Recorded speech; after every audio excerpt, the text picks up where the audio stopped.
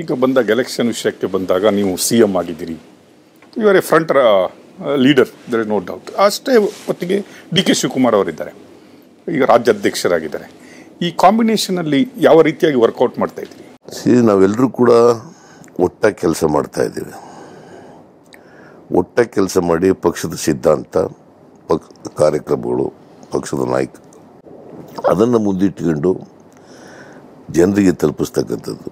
ಈಗ ಸಂವಿಧಾನ ಏನು ಹೇಳ್ತದೆ, ಪ್ರಜಾಪ್ರಭುತ್ವ ಇರಬೇಕು, ಸಂಸದೀಯ ವ್ಯವಸ್ಥೆ ಇರಬೇಕು, ಸಾಮಾಜಿಕ ನ್ಯಾಯ ಇರಬೇಕು, ಆರ್ಥಿಕ ಸಾಮಾಜಿಕ ಸ್ವಾತಂತ್ರ್ಯ ಎಲ್ರಿಗೂ ಸಿಗಬೇಕು ಅಂತ ಹೇಳ್ತದೆ. ಅದರ ಪ್ರಕಾರ ಕೆಲಸ ಮಾಡ್ತದೆ.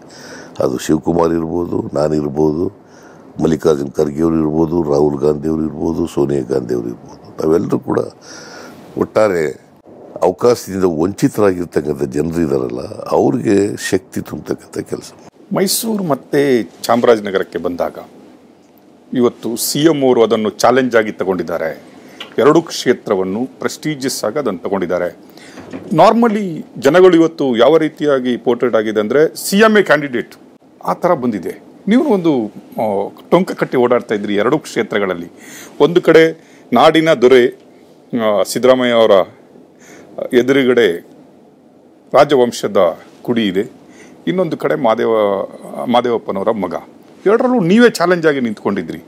What you feel challenge? ನಮಗೆ 28 ಲೋಕಸಭಾ ಕ್ಷೇತ್ರಗಳು ಕೂಡ ಚಾಲೆಂಜೇ. ಬರೀ ಚಾಮರಾಜನಗರ, ಮೈಸೂರು, ಕೊಡಗು ಕ್ಷೇತ್ರ ಅಷ್ಟಕ್ಕೆ ಸೀಮಿತ ಅಲ್ಲ. ನಾವು ಹೆಚ್ಚು ಸ್ಥಾನಗಳನ್ನು ಗೆಲ್ಲಬೇಕಾದ್ರೆ ಎಲ್ಲ 28 ಲೋಕಸಭಾ ಕ್ಷೇತ್ರಗಳು ಕೂಡ ಚಾಲೆಂಜೇ ನಮಗೆ. ಸೊ ಹಾಗಾಗಿ 28 ಕ್ಷೇತ್ರಗಳು ಕೂಡ ಹೋಗ್ತೀನಿ. ನಾನು ಇಲ್ಲಿಂದ ಪ್ರಾರಂಭ ಮಾಡಿದ್ದೀನಿ ಅಷ್ಟೇ. ಮೈಸೂರು, ಚಾಮರಾಜನಗರದಿಂದ ಪ್ರಾರಂಭ ಮಾಡಿದ್ದೀನಿ.